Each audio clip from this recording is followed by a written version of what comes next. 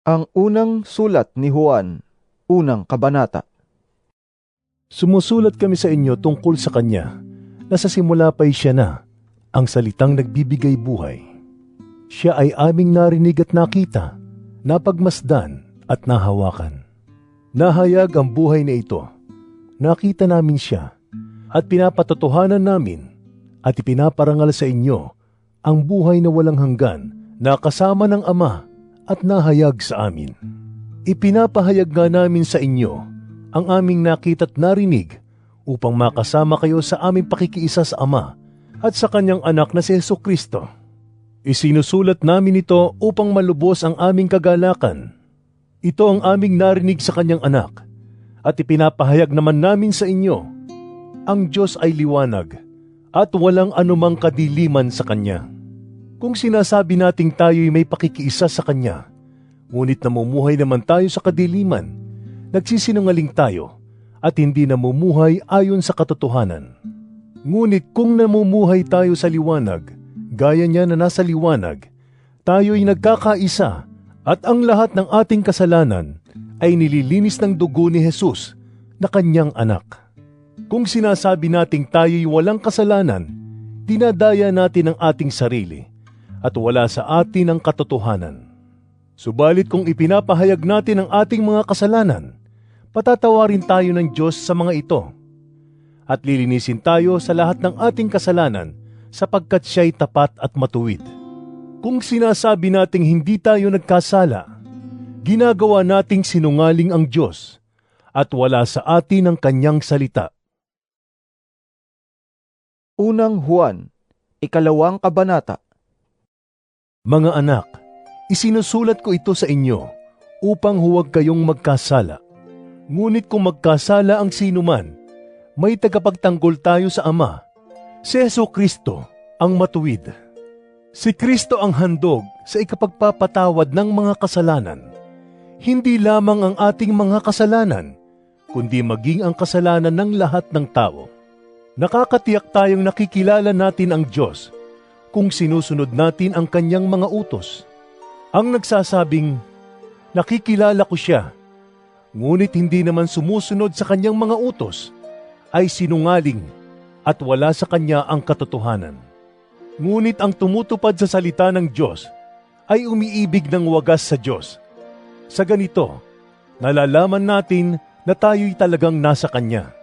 Sino mang nagsasabing nananatili siya sa Diyos ay dapat mamuhay tulad ng pamumuhay ni Jesucristo. Mga minamahal, hindi isang bagong utos ang isinusulat ko sa inyo, kundi ang dating utos na nasa inyo sa simula pa. Ito'y ang mensaheng narinig na ninyo. Ngunit may tuturing na isang bagong utos ang isinusulat ko sa inyo, sapagkat napapawi na ang kadiliman at lumiliwanag na ang tunay na ilaw. Ang katotohanan nito'y nasaksihan sa buhay ni Kristo at nakikita rin naman sa atin. Ang nagsasabing siya'y nasa liwanag, ngunit napopuot sa kanyang kapatid, ay nasa kadiliman pa. Ang umiibig sa kanyang kapatid ay nananatili sa liwanag at hindi siya magiging sanhi ng pagkakasala ng iba. Ngunit ang napopuot sa kanyang kapatid ay nasa kadiliman pa. Lumalakad siya sa kadiliman at hindi niya nalalaman ang kanyang pupuntahan sapagkat binulag siya ng kadiliman. Sumusulat ako sa inyo mga anak, sapagkat pinatawad na ang inyong mga kasalanan alang-alang sa Kanyang pangalan. Sumusulat ako sa inyo mga ama, sapagkat kilala ninyo siya, na sa simula pa'y siya na. Sumusulat ako sa inyo mga kabataan, sapagkat napagtagumpayan na ninyo ang masama. Sumusulat ako sa inyo mga anak, sapagkat kilala ninyo ang Ama. Sumusulat ako sa inyo mga ama, sapagkat kilala ninyo siya, na sa simula pa'y siya na. Sumusulat ako sa inyo mga kabataan, sapagkat malalakas kayo, nananatili sa inyo ang salita ng Diyos, at napagtagumpayan na ninyo ang masama. Huwag ninyong ibigin ang sanlibutan, o ang mga bagay na nasa sanlibutan. Ang umiibig sa sanlibutan ay hindi umiibig sa Ama.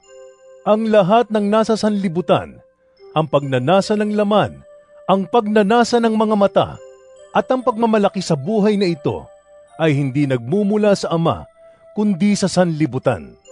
Mawawala ang sanlibutan at ang lahat ng mga bagay na pinagnanasaan ng mga tao. Ngunit ang mga sumusunod sa kalooban ng Diyos ay mabubuhay magpakailanman.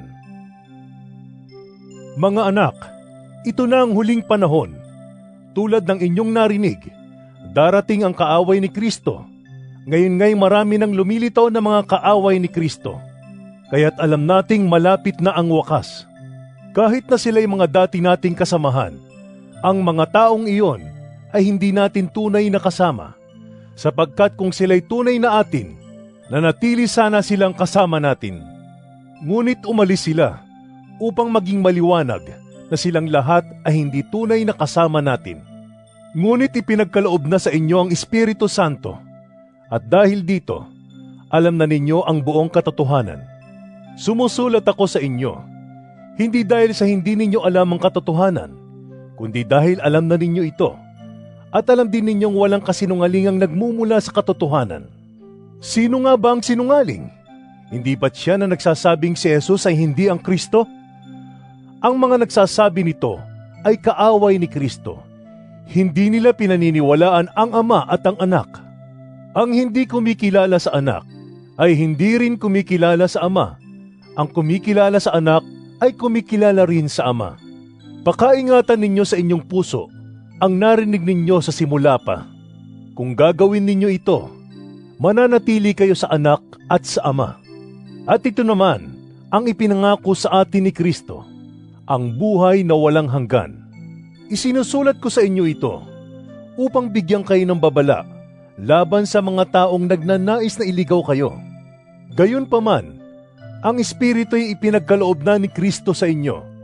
At habang ang Espiritu ay nananatili sa inyo, hindi ninyo kakailanganing turuan pa kayo ng iba. Ang Espiritu ang nagtuturo sa inyo tungkol sa lahat ng bagay. Lahat ng itinuturo niya ay totoo at walang bahid ng kasinungalingan. At tulad ng itinuro ng Espiritu, manatili kayo kay Kristo. Kaya nga mga anak, manatili kayo sa Kanya upang maging panatag ang ating loob sa muling pagparito niya at nang hindi tayo mahiya sa Kanya sa araw na iyon. Kung alam ninyong si Kristo'y masunurin sa kalooban ng Diyos, dapat din ninyong malaman na ang bawat sumusunod sa kalooban ng Diyos ay anak ng Diyos. Unang Juan, 3 kabanata. Tingnan ninyo kung gaano kalaki ang pag-ibig sa atin ng Ama. Tinatawag tayong mga anak ng Diyos at iyon nga ang totoo. Ang dahilan kung bakit hindi tayo nakikilala ng mga makasanlibutan ay hindi nila kinikilala ang Diyos. Mga minamahal, mga anak na tayo ng Diyos ngayon, ngunit hindi pa nahahayag ang magiging kalagayan natin. Ngunit alam nating sa pagdating ni Kristo, tayo'y magiging katulad niya, sapagkat makikita natin kung sino talaga siya. Kaya't ang sino mang may ganitong pag-asa kay Kristo ay nagsisikap na maging malinis tulad niyang malinis. Ang bawat nagkakasala ay lumalabag sa kautusan ng Diyos, sapagkat ang kasalanan ay paglabag sa kautusan. Nalalaman ninyong naparito si Kristo upang pawiin ang ating mga kasalanan at siya'y walang kasalanan. Ang nananatili sa Kanya ay hindi nagpapatuloy sa pagkakasala. Ang sino mang nagpapatuloy sa pagkakasala ay hindi nakakita ni nakakilala man sa Kanya. Mga anak, huwag kayong palinlang kanino man. Ang sino mang gumagawa ng matuwid ay matuwid tulad ni Kristo. Ang nagpapatuloy sa pagkakasala ay kampon ng dyablo, sapagkat sa simula pa'y nagkakasala na ang dyablo. Kaya't naparito ang anak ng Diyos upang wasakin ang mga gawa ng dyablo. Ang mga anak ng Diyos ay hindi nagpapatuloy sa pagkakasala, sapagkat nananatili sa kanila ang binhing mula sa Diyos. At dahil ang Diyos ang ama nila, hindi sila maaaring magpatuloy sa pagkakasala. Dito natin makikilala kung sino ang mga anak ng Diyos at kung sino ang mga anak ng dyablo. Ang sino mang hindi gumagawa ng ayon sa kalooban ng Diyos at hindi umiibig sa kanyang kapatid ay hindi anak ng Diyos. Ito ang mensaheng narinig na ninyo sa simula pa. Magmahalan tayo. Huwag tayong tumulad kay Cain na kampon ng dyablo. Pinaslang niya ang kanyang kapatid. Bakit? Sapagkat masama ang kanyang mga gawa, ngunit matuwid ang mga gawa ng kanyang kapatid. Kaya mga kapatid, huwag kayong magtaka kung kinapopuotan kayo ng sanlibutan. Nalalaman nating lumipat na tayo sa buhay mula sa kamatayan, sapagkat iniibig natin ang mga kapatid. Ang hindi umiibig ay nananatili sa kamatayan. Mamamatay tao ang napupuot sa kanyang kapatid, at nalalaman ninyong ang buhay na walang hanggan ay wala sa mamamatay tao.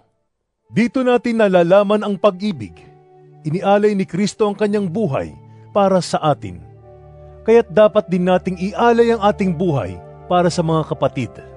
Kapag nakita ng isang may kaya sa buhay ang kanyang kapatid na nangangailangan at pinagkaitan niya ito ng tulong, masasabi bang siya'y umiibig sa Diyos? Mga anak, huwag tayong magmahal sa pamamagitan ng salita lamang, kundi patunayan natin ito sa pamamagitan ng gawa. Dito nga natin matitiyak na tayo'y nasa panig ng katotohanan at matatahimik ang ating budhi sa harapan ng Diyos sakali mang tayo'y usigin nito. Sapagkat ang Diyos ay higit sa ating budhi at alam niya ang lahat ng bagay. Mga minamahal, kung hindi tayo inuusig ng ating budhi, makakalapit tayo sa Diyos na panatag ang ating kalooban. Tinatanggap natin ang anumang ating hilingin sa Kanya dahil sinusunod natin ang Kanyang mga utos at ginagawa ang nakalulugod sa Kanya. Ito ang Kanyang utos. Sumampalataya tayo sa Kanyang anak na si Jesucristo at magmahalan tayo gaya ng iniutos ni Kristo sa atin.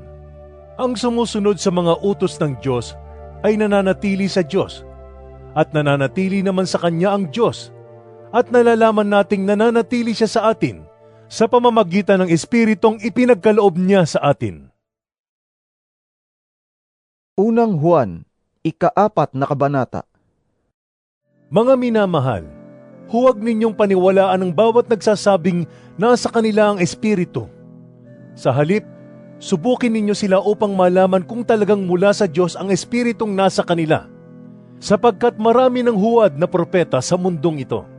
Ito ang palatandaan na ang Espiritu ng Diyos nga ang nasa kanila, kung ipinapahayag nila na si Jesucristo ay dumating bilang tao. Kung hindi gayon ang kanilang ipinapahayag tungkol kay Jesus, hindi mula sa Diyos ang Espiritong nasa kanila. Ang Espiritu ng kaaway ni Kristo ang nasa kanila. Narinig na ninyong ito'y darating, at ngayon nga'y nasa sanlibutan na. Mga anak, kayo nga'y sa Diyos, at napagtagumpayan na ninyo ang mga huwad na propeta. Sapagkat ang Espiritong nasa inyo ay mas makapangyarihan kaysa Espiritong nasa mga makasanlibutan. Sila'y makasanlibutan, kaya't mula rin sa sanlibutan ang itinuturo nila at nakikinig sa kanila ang mga makasanlibutan. Ngunit tayo'y sa Diyos. Ang sino mang kumikilala sa Diyos ay nakikinig sa atin. Ngunit hindi nakikinig sa atin ang sino mang hindi sa Diyos. Sa ganito nga natin nakikilala ang Espiritu ng katotohanan at ang Espiritu ng kasinungalingan. Mga minamahal, mag-ibigan tayo, sapagkat mula sa Diyos ang pag-ibig. Ang bawat umiibig ay anak ng Diyos at kumikilala sa Diyos. Ang hindi umiibig ay hindi kumikilala sa Diyos, sapagkat ang Diyos ay pag-ibig. Inihayag ng Diyos ang kanyang pag-ibig sa atin nang isugo niya sa mundo ang kanyang kaisa-isang anak upang magkaroon tayo ng buhay sa pamamagitan niya. Ito ang pag-ibig. Hindi sa inibig natin ng Diyos, kundi tayo ang inibig niya at isinugo niya ang kanyang anak upang maging handog para mapatawad ang ating mga kasalanan.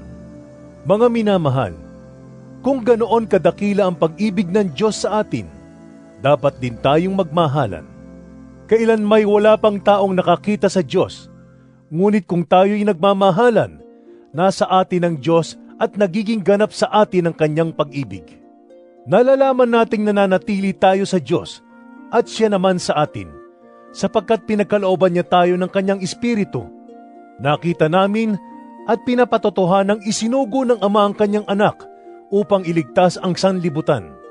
Ang nagpapahayag na si Jesus ang anak ng Diyos ay nananatili sa Diyos, at ang Diyos na may nananatili sa Kanya. Nalalaman nating tayo'y iniibig ng Diyos at lubos tayong nananalig sa katotohanan ito. Ang Diyos ay pag-ibig. Ang nagpapatuloy sa pag-ibig ay nananatili sa Diyos, at ang Diyos ay nananatili naman sa Kanya. Ang pag-ibig ay nagiging ganap sa atin, kaya't panatag ang ating kalooban para sa araw ng paghuhukom, sapagkat tayo'y tulad ni Kristo, kahit nasa daigdig pang ito. Walang kasamang takot ang pag-ibig, at pinapawi ng ganap na pag-ibig ang anumang takot. Hindi pa ganap ang pag-ibig ng sino mang natatakot, sapagkat ang takot ay kaugnay ng parusa. Tayo'y umiibig, sapagkat ang Diyos ang unang umibig sa atin. Ang nagsasabing, iniibig ko ang Diyos, subalit napupuot naman sa kanyang kapatid, ay sinungaling. Kung ang kapatid na kanyang nakikita ay hindi niya magawang ibigin, paano niya maiibig ang Diyos na hindi niya nakikita? Ito ang utos na ibinigay sa atin ni Kristo. Ang umiibig sa Diyos ay dapat ding umibig sa kanyang mga kapatid. Unang Juan, 5 kabanata. Ang bawat sumasampalataya na si Jesus ang siyang Kristo ay anak ng Diyos, at ang sino mang umiibig sa Ama ay umiibig din sa anak. Ito ang palatandaang iniibig natin ang mga anak ng Diyos, kung iniibig natin ang Diyos at tinutupad ang kanyang mga utos. Sapagkat ang tunay na pag-ibig sa Diyos ay ang pagtupad sa kanyang mga utos. Hindi naman napakahirap sundin ang kanyang mga utos, sapagkat napapagtagumpayan ng mga anak ng Diyos ang sanlibutan, at nagtatagumpay tayo sa pamamagitan ng pananampalataya. Sino ang nagtatagumpay laban sa sanlibutan? Ang sumasampalataya na si Jesus ang anak ng Diyos. Si Jesucristo ang naparito sa pamamagitan ng tubig at ng dugo, hindi sa pamamagitan ng tubig lamang, kundi sa pamamagitan ng tubig at dugo. Ang Espiritu ang nagpapatotoo tungkol dito, sapagkat ang Espiritu ay katotohanan. Tatlo ang nagpapatotoo sa langit, ang Ama, ang Salita, at ang Espiritu Santo. At ang tatlong ito'y iisa, at mayroong tatlong nagpapatotoo sa lupa, ang Espiritu, ang tubig, at ang dugo, at ang tatlong ito ay nagkakaisa. Kung pinaniniwalaan natin ang patotoo ng mga tao, higit nating dapat paniwalaan ang patotoo ng Diyos, at ito ang patotoo ng Diyos tungkol sa kanyang anak. Ang sumasampalataya sa anak ng Diyos ay nagtataglay ng patotoong ito sa kanilang puso. Ang sino mang hindi sumampalataya sa Diyos ay ginagawang sinungaling ang Diyos, sapagkat hindi siya naniwala sa patotoo ng Diyos tungkol sa kanyang anak. At ito ang patotoo, ipinagkaloob sa atin ng Diyos ang buhay na walang hanggan, at ito'y makakamtan natin sa pamamagitan ng kanyang anak. Kung ang anak ng Diyos ay nasa isang tao, mayroon siyang buhay na walang hanggan, ngunit kung wala sa kanya ang anak ng Diyos, ay wala siyang buhay na walang hanggan. Isinusulat ko ito sa inyo upang malaman ninyo na kayong sumasampalataya sa anak ng Diyos ay may buhay na walang hanggan. May lakas loob tayong lumapit sa Kanya dahil alam nating ibibigay Niya ang anumang hingin natin kung ito'y naaayon sa Kanyang kalooban. At dahil alam nating pinapakinggan nga Niya tayo, alam din nating ibinibigay Niya ang bawat hinihiling natin sa Kanya. Kung makita ni numan na ang kanyang kapatid ay gumagawa ng kasalanang hindi hahantong sa kamatayan, ipanalangin niya ang kapatid na iyon sa Diyos na magbibigay sa taong iyon ng bagong buhay. Ito'y para sa mga kapatid na ang kasalanan ay hindi humahantong sa kamatayan. May kasalanang hahantong sa kamatayan, at hindi ko sinasabing idalangin ninyo ang sino mang gumagawa nito. Ang lahat ng gawaing di matuwid ay kasalanan, ngunit may kasalanang hindi hahantong sa kamatayan. Alam nating ang mga anak ng Diyos ay hindi nagpapatuloy sa pagkakasala, sapagkat iniingatan sila ng anak ng Diyos at hindi sila maaaring galawin ng dyablo. Alam nating tayo'y sa Diyos, kahit na ang buong sanlibutan ay nasa kapangyarihan ng dyablo. At nalalaman nating naparito na ang anak ng Diyos at binigyan niya tayo ng pangunawa upang makilala natin ang tunay na Diyos. At tayo'y nasa tunay na Diyos sa kanyang anak na si Jesucristo. Siya ang tunay na Diyos at buhay na walang hanggan. Mga anak, lumayo kayo sa mga Diyos-Diyosan.